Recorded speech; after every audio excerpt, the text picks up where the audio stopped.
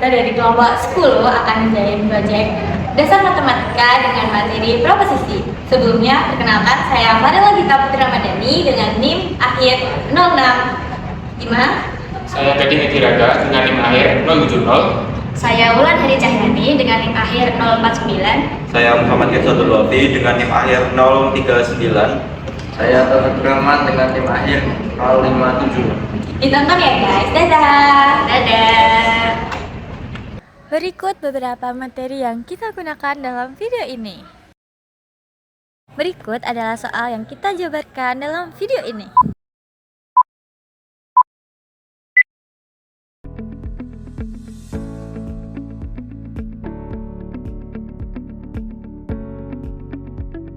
Guys, soalnya udah ngerjain tugas yang dikasih murid loh. Yang nomor 42. Ya. Ya kan? Nah, aku tuh udah ngerjain kan, aku tuh nggak ketemu pergi jalan mulu. Boleh ajarin aku Pak? Tahu kita adalah ini bebas. Iya, kan?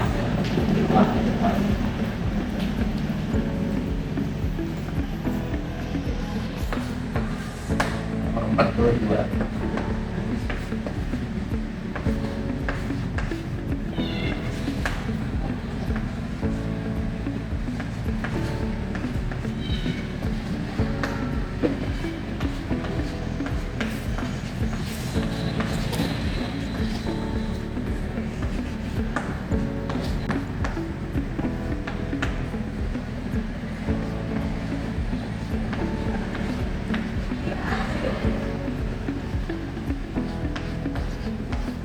Nah ini kan soalnya ya. Jadi di sini aku tuh ngerjain pakai pembuktian tak langsung. Karena pembuktian tak langsung, jadi di kesimpulan ke-6 ini kita tambahin negasi dari kesimpulannya. Bisa kita tulis aja di sini. Itu ya, apa yang premis kelima tuh ada kesimpulannya nggak sih? Kesimpulannya Iya, belum ditulis itu. Oh iya. Nah gitu. Nah lanjut kan udah sampai 6 kan tadi. Kita nyari premis ke-7. Di premis ke-7 kita bisa turunin P dan S. P dan S nya kita turunin dari kesimpulan 3 sama ini 6 tadi. Kita tulis 3, 6. Kita turuninnya pakai modus tolerance. MT ya. Jadi yang ke-8 kan ini tadi masih bentuknya negasi ya. Iya. Nah, kita bisa turunin lagi jadi negasi P atau S.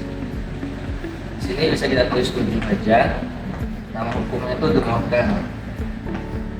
DM. Iya. Lanjut kita ke kesimpulan 9. Kita bisa turunin negasi Q. Negasi Q diturunin dari 2 sama 4. Hukumnya sama kayak yang kesimpulan 7 tadi, modus tolerance. Nah, kita lanjut ke kesimpulan yang 10. Itu kita bisa nurunin si P-nya, negasi P dari 1 sama 9 yang udah kita temuin tadi. Itu bisa pakai DS, definisi silogisme.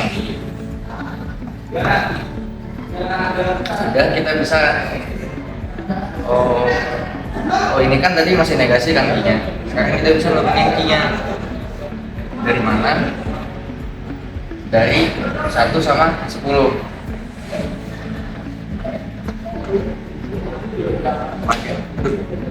Pakai DS juga.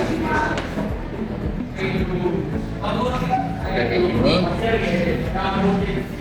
kita lanjut ke premis 12. Ini kita bisa gabungin Q sama negasi Q-nya biar ketemu kontradiksi. Dan negasi dari 11 sama 9.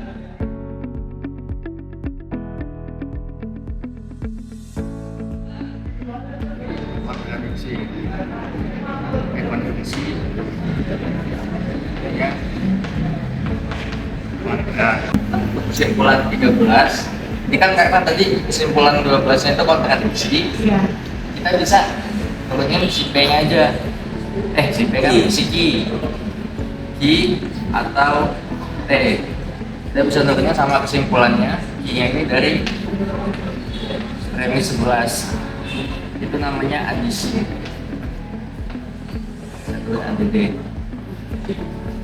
Nah, kan udah ketemu kayak gini, bisa kita turunin T-nya aja, pakai DS dari 13 sama 9.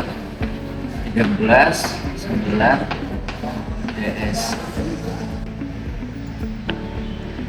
Gimana? Paham nggak? Paham, paham. Itu yang nomor berapa ya? 10 itu harusnya P nggak sih? Kalau pekerjaan itu P. Iya kan? Ya itu kan dari 1 sama 9 harusnya P nggak sih? P atau P tapi ada negasi P kan P sebenarnya. Oh iya, DS. Mau aku ganti Bang? Coba Diganti aja. jelasinnya. Ini aku soalnya tulis ulang aja ya biar nggak apa ya nggak rucet gitu di bawah tulisnya. Jadi 42.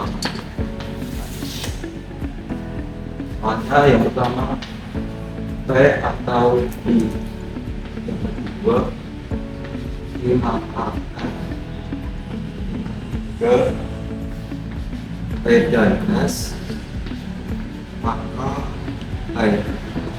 Yang keempat negasi R, yang kelima P, maka U dan S atau simpulannya itu air.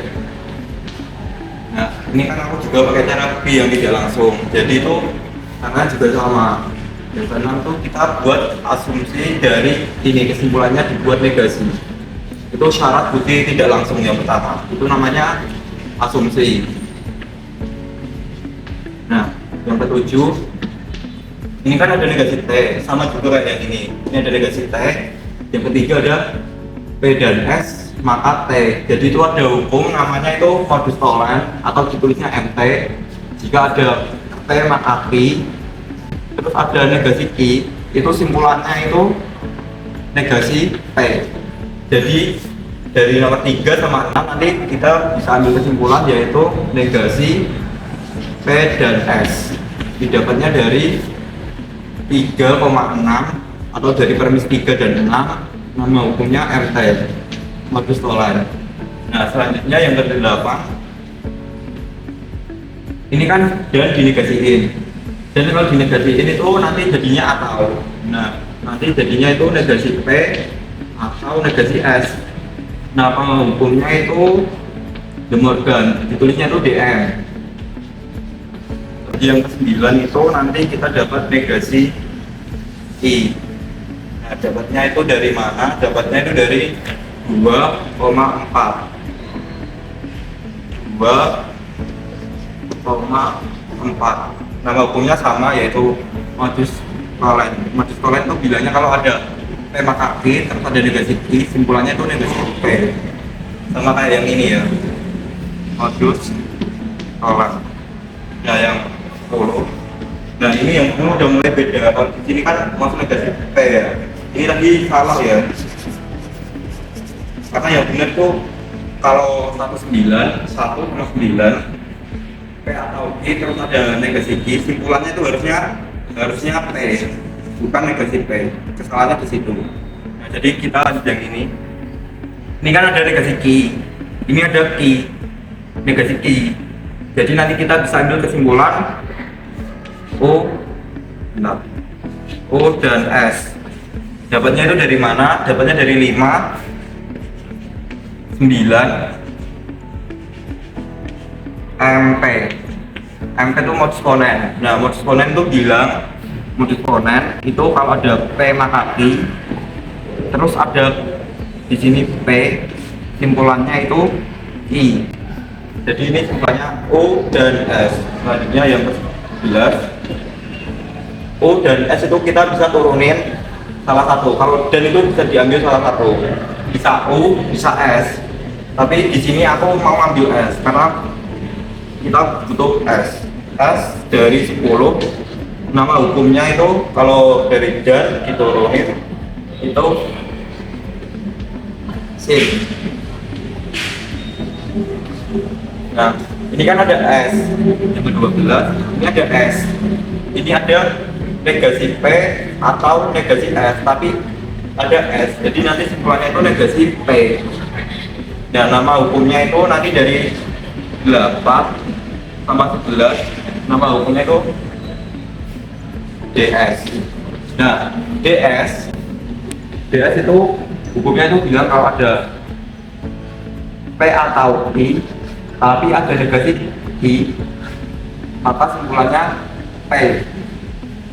Nah, karena ini ada negasi P atau negasi S, terus ada S, maka simpulannya negasi P. Terus selanjutnya yang ke 13, ini kan ada negasi T. Kita pertama ada P atau Q, tapi ada negasi P. Pakai hukum DS juga, nanti simpulannya itu Q. Didapat dari 112 DS juga. Nah, selanjutnya yang ke 14, ini ada Q, ini ada negasi Q. Itu kita bisa gabung jadi dan negasi Q dan Q. Itu nama hukumnya negasi Q dari 9, Q dari 13. Nama hukumnya itu konjungsi.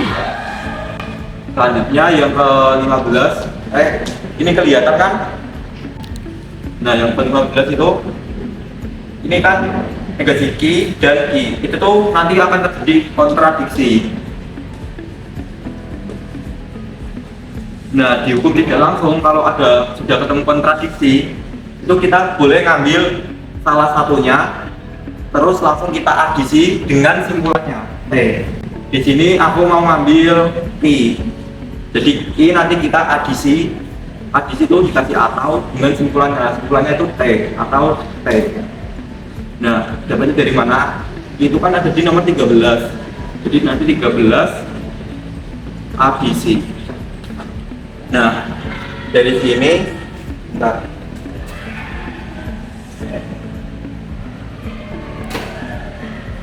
Yang ini hapus gak apa-apa ya, yang hukum-hukumnya. Nah, selanjutnya permis ke-16.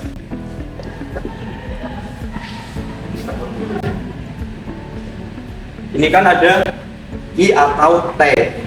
Sedangkan di 9 itu ada negasi I.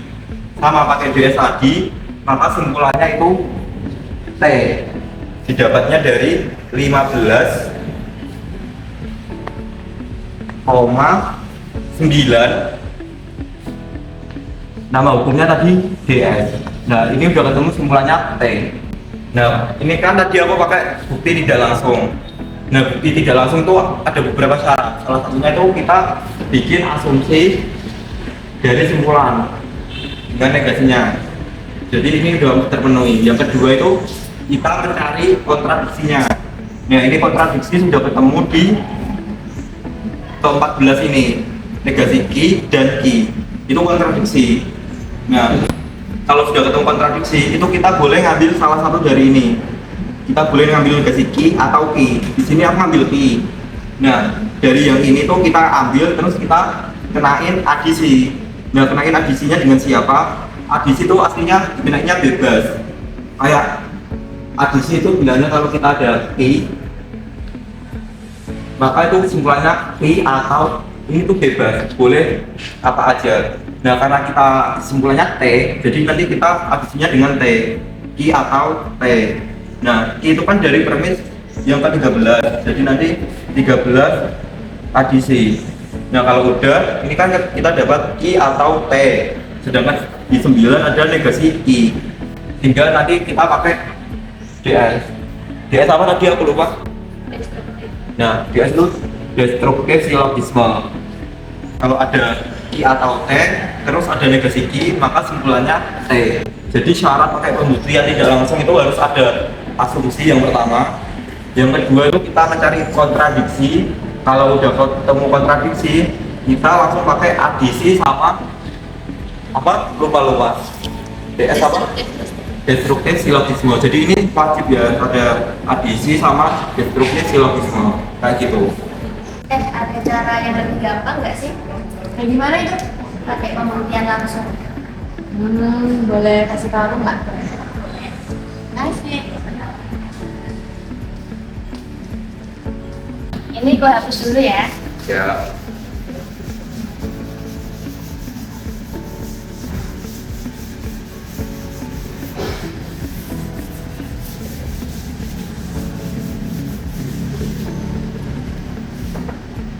Jadi ini kan udah ada soalnya.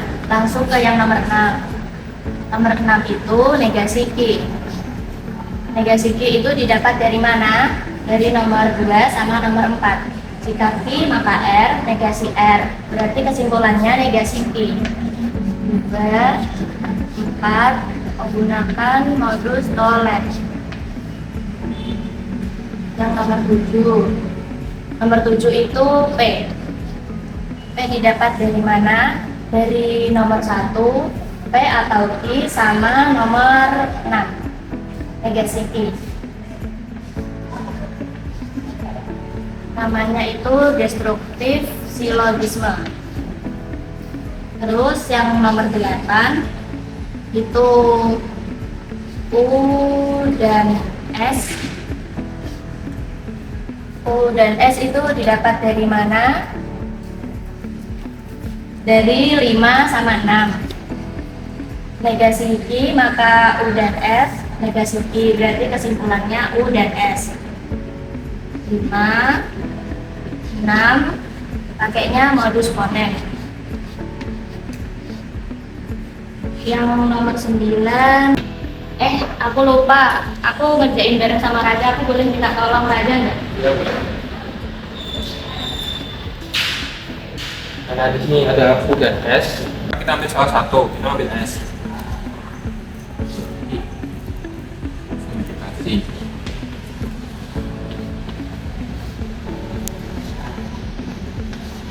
Karena di sini ada P dan di sini ada S, maka kita bisa tambahkan dan. Oke.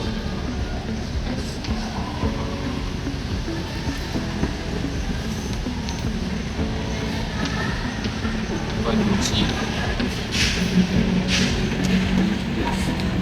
Karena di sini P dan S maka T. Ini juga ada P dan S maka di sini ada T.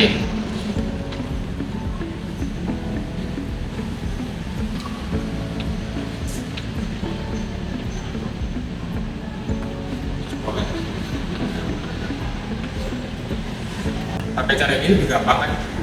Iya sih lebih gampang. Tapi BTW tuh kemarin dua tuh ada 3 cara ya buat ngerjain soal kayak ini. Itu kayak gimana aja sih? Nah, yang pertama itu ada bukti langsung, yang kedua itu bukti tak langsung, dan satu lagi itu pakai cara ABB. BTW tuh cara ABB itu apa sih, kayak gimana? ABB itu cara yang apa ya? Aturan bukti bersyarat panjangannya. Nah, ABB itu bisa digunakan kalau kesimpulannya itu bentuknya implikasi. Cuma yang soal ini kan kesimpulannya cuma T doang, jadi nggak bisa pakai ABB. Implikasi itu yang jika maka itu loh. Udah segitu doang.